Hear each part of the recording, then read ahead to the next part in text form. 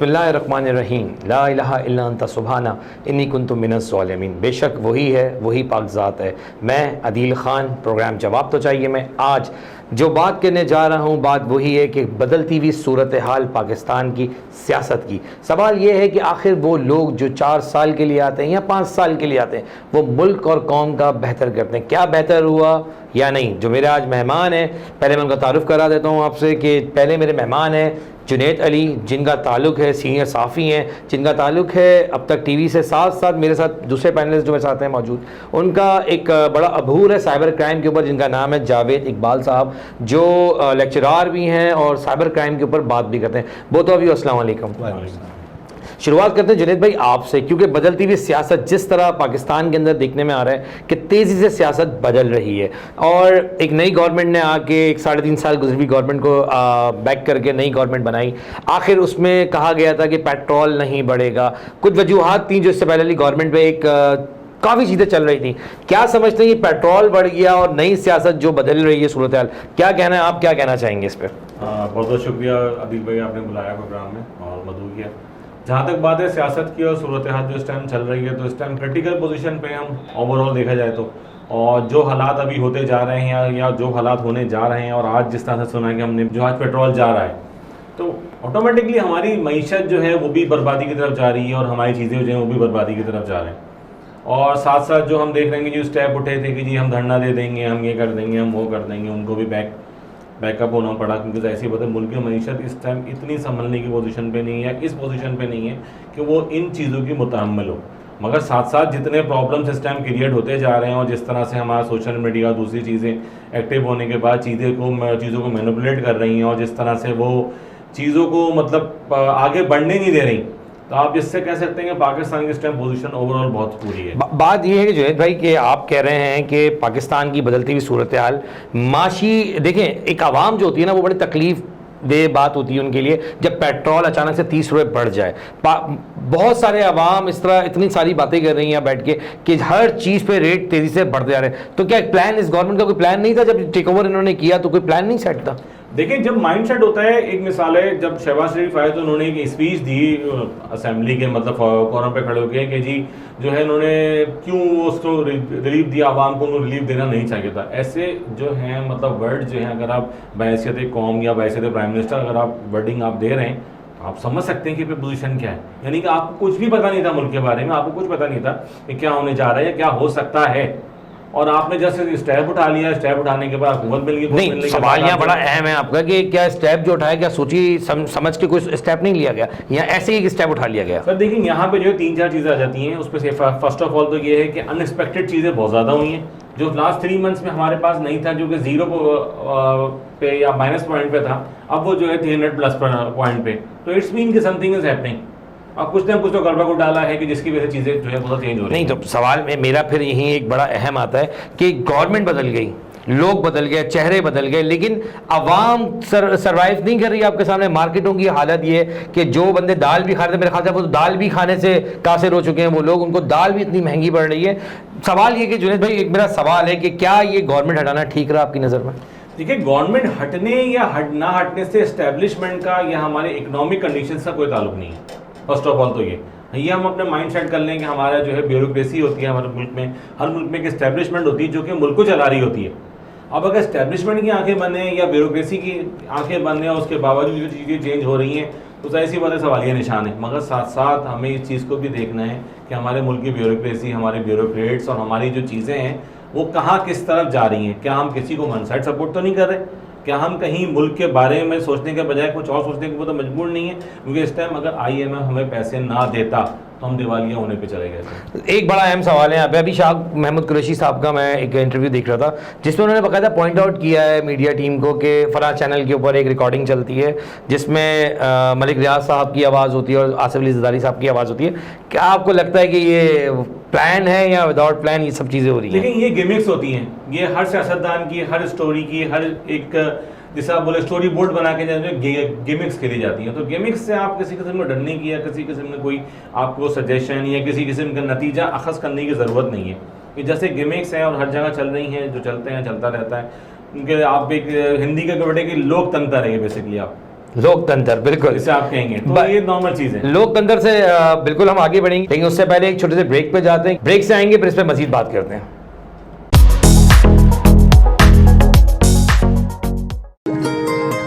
रिश्तों की है ये हरारत, उम्मीद का है ये रंग, इस कड़े वक्त में सब है एक दूसरे के संग, एक घूंट ताजगी का देता है कितना सा, दिल करता है चूम लो जिंदगी के हाथ। क्या खूब है वो एक कप चाय जो बीमार को हिम्मत और तीमारदार को ताजगी पहुंचाए। कड़ा वक्त है, डटे रहो, वाइटल पियो, जिंदगी जियो। Welcome back. बात करते हैं जहां बात खत्म हुई थी लोकतंत्र की। तो जुनेद साहब बिल्कुल आप ठीक कह रहे हैं, लोकतंत्र तो है ही है, लेकिन मैं इस वक्त मेरे साथ दूसरे जो मेरे गेस्ट हैं जावेद अली साहब। कैसे जावेद भाई, कैसे? ठीक ठाक हैं जावेद भाई। आपका ताल्लुक जो है वो एक लेक्चर जो आप साइबर क्राइम के ऊपर देते हैं, सवाल ये कि इस वक्त अभी मेरी शाह महमूद कुरैशी वाली जो बात ही लोगों ने कहा कि वो एक स्पाई एक चीज़ हुई है और उसकी कोई क्लैरिटी नहीं आ रही। तो पहले तो मैं शुरुआत ही यहीं से करूँगा, आपको क्या लगता है कि वो जो ऑडियो टेप लीक हुआ है उस पर क्या साइबर क्राइम वाले क्या कर रहे हैं? देखें, बात ये है कि अगर आप वो ऑडियो लीक की बात करें तो हमारे यहाँ डिजिटल फ्रांसिक लेबॉर्ट्री है और पाकिस्तान की बहुत अच्छी लेबॉर्ट्री है, वहाँ से फ्रांसिक करा लें, वो आपको पता चल जाएगा कि ये जो ऑडियो लीक है वो ओरिजिनल है या डमी बनाई गई है। बेसिकली मैं समझता हूँ कि ये डमी नहीं है, क्योंकि उस वक्त खान साहब इतने परेशान थे, वो अपने हर किसी बंदे को वो अप्रोच कर रहे थे कि मुझे इससे बचाया जाए तहरीक एतमाद से। तो उसके लिए उन्होंने, हो सकता है कि उनके ताल्लुकात मलिक रियाज से बहुत अच्छे थे, मलिक रियाज को उन्होंने कहा होगा कि आसिफ जरदारी साहब से कांटेक्ट करें और मुझे इस अतम एतमाद। आपका कहने का मतलब ये ऑडियो पहले की है? देखिए, ऑडियो पहले की है, बिल्कुल हो सकता है पहले की हो, लेकिन उन्होंने बेसिकली अगर गवर्नमेंट चाहती है तो उस ऑडियो का फ्रांसिक कराए, फॉरेंसिक होनी चाहिए। इसके अलावा जिस पे एलिगेशन लग रही है, खान साहब पे एलिगेशन लग रही है, तो खान साहब को चाहिए कि अपने आप को प्रूफ करें और बोलें कि इसकी फ्रांसिक कराई जाए अगर मेरी ऑडियो नहीं है। हाँ, ये ऑप्शन है उनके पास। बात ये है कि अब तक ना आसिफ जरदारी साहब के पास इसकी तरदीद या तस्दीक आई है, ना मलिक रियाज के पास मलिक रियाज साहब की तरफ से मैं आपकी बात बढ़ाना चाहूँगा जावेद साहब के, मलिक रियाज साहब की तरफ से आज तरदीद आ चुकी है कि इमरान खान जैसे लीडर को मैं जो है नीचा नहीं दिखाना चाहता और मैं किसी किस्म की ऐसी गिमिक्स में शामिल नहीं होऊंगा जिसमें जो है वो दो लोग जो हैं आपस में लड़ रहे हों या किसी। तो मतलब आप कह रहे हैं शाह महमूद कुरैशी सही कह रहे हैं कि इसका मतलब जो ये हुआ है ये गलत हुआ है? नहीं, शाह देखें वो तो डिफेंड करेंगे अपनी पार्टी को, वो तो कह रहे हैं कि भाई इसका हम तो इसको मानते ही नहीं है, वो तो इतने अहमियत भी नहीं दे रहे इस चीज़ को। जिस तरह की अभी बात चल रही है, उन्होंने कहा कि एक तस्दीक आ गई मलिक रियाज की जानते, यही शाह महमूद ने अपनी पहली स्पीच में भी उन्होंने यही कहा है कि भाई आप फॉरेंसिक करा लें या हम तो इसको मानते ही नहीं इस तरह की टैप को। तो इसका मतलब अगर मलिक रियाज भी ये बात कह रहे हैं तो इसका मतलब ये कोई प्लांटेड चीज़ नहीं थी? नहीं, प्लांटेड हो सकती है, प्लांटेड भी हो, लेकिन इतनी बड़ी देखें, मलिक रियाज के ताल्लुकात, वो एक प्रॉपर्टी टाइकून है इस पाकिस्तान में, और उसके ताल्लुकात आसिफ जरदारी, नवाज शरीफ, इमरान खान, जितने भी टॉप लीडर्स होते हैं, इवन यहाँ तक के एस्टेब्लिशमेंट भी, क्योंकि मलिक रियाज के पीछे एस्टेब्लिशमेंट का बहुत बड़ा हाथ है। तो मलिक रियाज इतनी बड़ी बात जो है बगैर किसी एविडेंस के नहीं कह सकते, तस्दीक नहीं कर सकते। अच्छा जावेद भाई, मैं आपकी बात को थोड़ा आगे करूँ, लेकिन असली में आज मेरा मोटिव जो है वो थोड़ा सा ये था कि सियासत के जो मामला चल रहे हैं पाकिस्तान में, साथ साथ मैं ये भी जानना चाहता हूँ कि इससे क्या इफेक्ट हुआ है एजुकेशन के ऊपर, क्योंकि आप एक लेक्चर देते हैं, यूनिवर्सिटी के अंदर भी देते हैं, एक आपका बड़ा एक साइबर क्राइम में नज़र भी रहती है चीज़ों के ऊपर, क्योंकि लेक्चर आ रहे हैं। आप बताएं कि स्टूडेंट्स पे क्या दबाव पड़ रहा है? मैं आपको बताता हूँ, इस वक्त जो तहरीक इंसाफ की या फिर नून लीग की जो तहरीक चल रही है, नून लीग में इमरान खान साहब जो है ज़्यादातर उनकी तवज्जो है यूथ पे है, स्टूडेंट्स को बाहर निकालते हैं। स्टूडेंट की वजह से आप देखें कि इनकी तालीम पे कोविड की वजह से पहले भी 3 साल स्टूडेंट सफ़र करते रहे, और आज भी उन्होंने पूरे पाकिस्तान से, पंजाब से नौजवान को कहते हैं नौजवानों बाहर आओ। जब नौजवान बाहर आएंगे तो उनकी एजुकेशन पर बहुत असर पड़ेगा। और इस वक्त आपको पता है कि महंगाई का होशरुबा इजाफा हो चुका है, माँ बाप किस तरह से अपने बच्चों को एजुकेशन के लिए फ़ीसें देते हैं, किस तरह अपने पेट काट के बच्चों को पढ़ाते हैं और बच्चों को वो पॉलिटिक्स में ले आते हैं। तो इसका असर तो पड़ ही रहा है, बहुत ज़बरदस्त है। इसमें यूनिवर्सिटी के अंदर भी इन चीज़ों में देखने में आ रहा है। यूनिवर्सिटी में अब जो है फिर इन्होंने अभी एक अनाउंसमेंट किया कि यूनिवर्सिटी में जो है जो यूनिवर्सिटी की यूनियंस होती हैं उनको बहाल किया जाए। आपको पता है सारी यूनियन पे सियासत पे आ जाती हैं और एजुकेशन का हाल बुरा है। अभी आप देखें कि अभी मैट्रिक एग्ज़ाम हो रहे थे, मैट्रिक एग्ज़ाम्स में बहुत ज़्यादा जो है मीडिया ने भी कवर किया, सबने कवर किया, बहुत नकल्स हो रही थी और ओपनली नकल हो रही थी। टीचर्स बैठे हुए अखबार पढ़ रहे थे और बच्चे नकल कर रहे थे। तो नकल वो क्यों कर रहे थे कि उनको प्रॉपर स्कूलों से या कॉलेजों से उनको एजुकेशन ही नहीं मिल पा रही।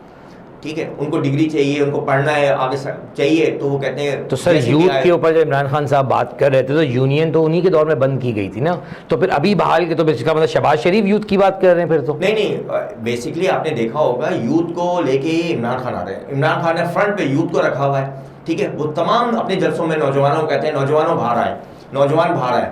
तो यूथ को, हम अपनी यूथ को सियासत में क्यों लेके आ रहे हैं? उनको एजुकेशन, पाकिस्तान की तरक्की कैसी होगी जब हमारी एजुकेशन, हमारी यूथ जो है सियासत में पड़ जाएगी, असला हाथों में उठा लेगी।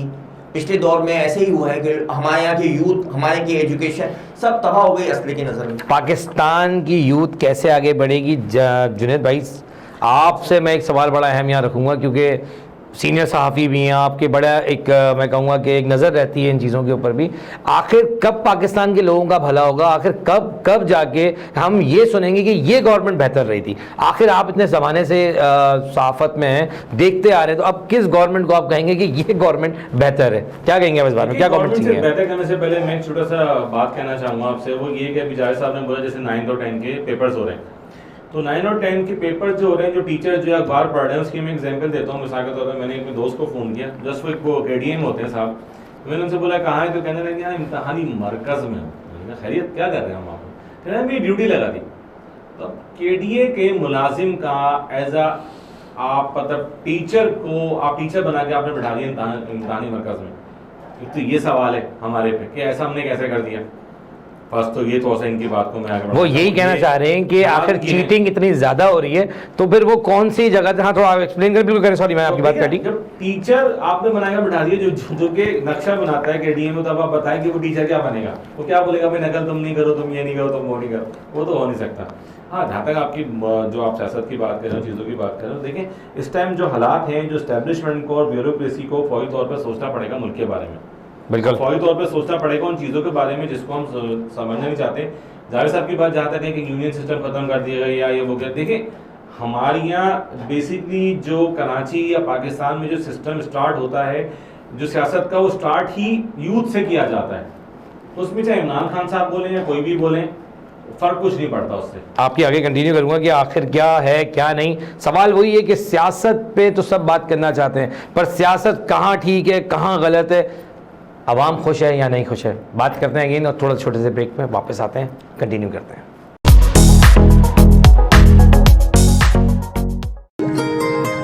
रिश्तों की है ये हरारत, उम्मीद का है ये रंग,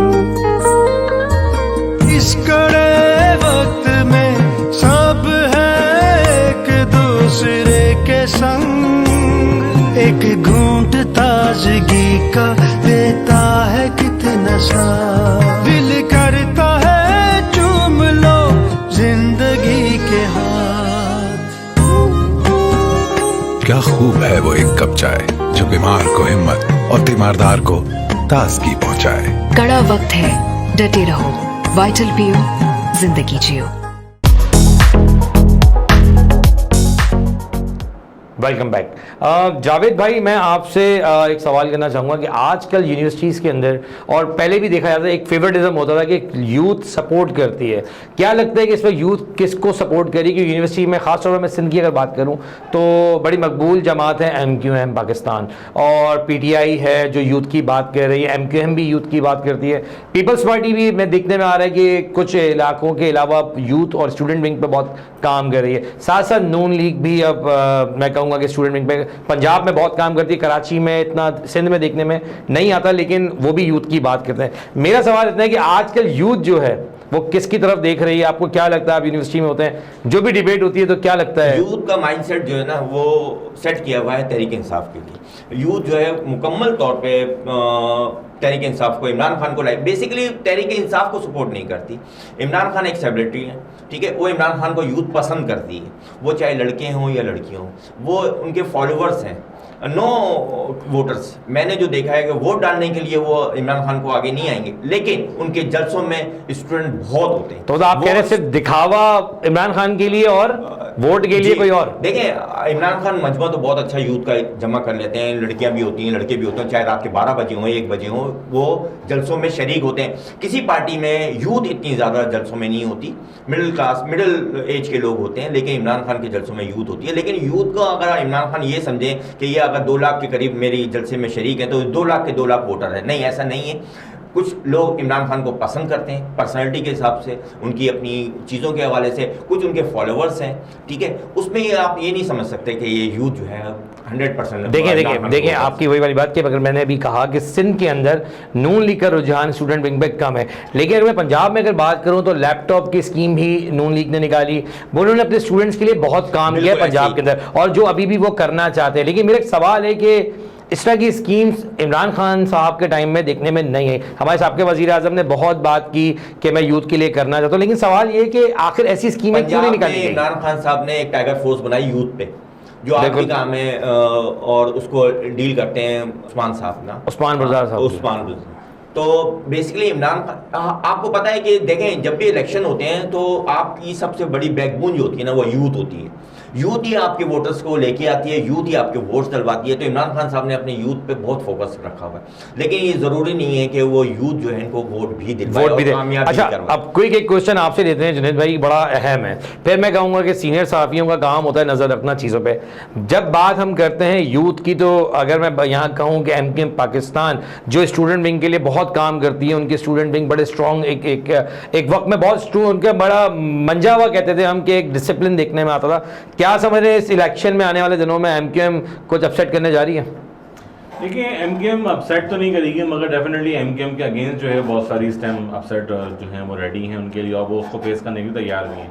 मगर साथ साथ जहां आप बात कर रहे हैं यूथ की, तो क्या यूथ को पता है कि डॉलर स्टैम्प किस प्राइस पे है? क्या यूथ को पता है कि उसका बाप जो है या उसकी मदर जो है या उसकी फैमिली जो है वो किस तरह से उसकी फीस पे कर रही है? क्या यूथ को पता है कि उसके घर में खाना किस तरह पक रहा है, उसका बाप किस तरह कमा के ला रहा है? नहीं पता। तो नन ऑफ देयर बिजनेस। वो सिर्फ इस चीज़ से वास्ता रख रहे हैं कि वो स्लैब मिल गया उनको, कि जी उससे आप तारीफ कर ली, MKM आ गई, PTI आ गई, ये जो कुछ भी। लेकिन ये तो बात है सियासी जमातों की ना। हमारे यहाँ किसी भी हुक्मरान जमात ने कभी भी एजुकेशन पे कोई वर्क नहीं किया, किसी ने भी, किसी जमात ने। एजुकेशन का बहुत बड़ा बजट होता है हमारे पास, लेकिन वो एजुकेशन का बजट, आप सिंध के हालात देख लें। सिंध में मैं आपको बहुत सारी ऐसी जगह लोकेट कर दूं जो स्कूल तो हैं जिनके टीचर भी अपॉइंट हुए हैं, लेकिन वहां पर भैंसों के बाड़े बने हुए। सिंध में बहुत सारी ऐसी जगह हैं जहां पर स्कूल तो 4000 के करीब ऐसे मतलब एंट्रियां हैं स्कूलों की, देखें तो बड़े 4000 के करीब ऐसे स्कूल्स हैं जहां पर, और प्राइमरी ये चीज हमें पंजाब में देखने में क्यों नहीं आती जितना हमें सिंध में देखने में आता है? और बहुत बार आप लोग ये बात उठाते हैं। मैं आपको बताऊं, मैं किसी भी सियासी जमात को सपोर्ट नहीं कर रहा, लेकिन पंजाब में पिछले 10 साल के दौर में जितना पंजाब में नून लीग ने काम किया अपनी एजुकेशन के हवाले से भी, अपने उसके हवाले से शहबाज शरीफ साहब ने काम किया। वो मुराद अली शाह भी जो है 10 साल हो गए उनको, उन्होंने कोई काम नहीं किया। सिंध के हालात एजुकेशन के हवाले से इंतहाई ज़्यादा ख़राब है। 4000 ऐसे स्कूल्स हैं जो बंद हैं, जहाँ पे भैंसों के बाड़े बने हुए हैं, वहाँ के स्कूलों के टीचर अपॉइंट हुए हुए हैं और अरबाब इख्तियार वो पूरी तनख्वाहें। मैं कोई क्वेश्चन आपसे लूँगा, आप लोग इतनी जगह, आपका एक नज़र, मैं फिर वही कहूँगा, नज़र आप लोग की इतनी रहती है, क्या कभी इस पर सवाल नहीं उठाया गया कि आखिर जो रजिस्टर्ड स्कूल्स हैं वो क्यों भैंसों के भाड़े बन गए, क्यों उस पर काम नहीं हो रहा? आखिर कब इस पे आवाज़ उठाई जाएगी जुनैद भाई? देखिए, जब एक जो है जब विरसा दर विरसा या विरासत दर विरासत चीज़ें जब आपको दी जाएंगी, तो फिर वहाँ पे आप कौम की तरक्की के लिए बात नहीं करेंगे, आप कौम के शऊर के लिए बात नहीं करेंगे। और देखिए, ये बात पूरी दुनिया में मशहूर है। एक मैं आपसे बात छोटी सी बात कोट करता हूँ कि इवन हमारे यहाँ गवर्नमेंट की यूनिवर्सिटीज़ कितनी हैं? 5, 7, 12, उससे ऊपर तो नहीं होंगी।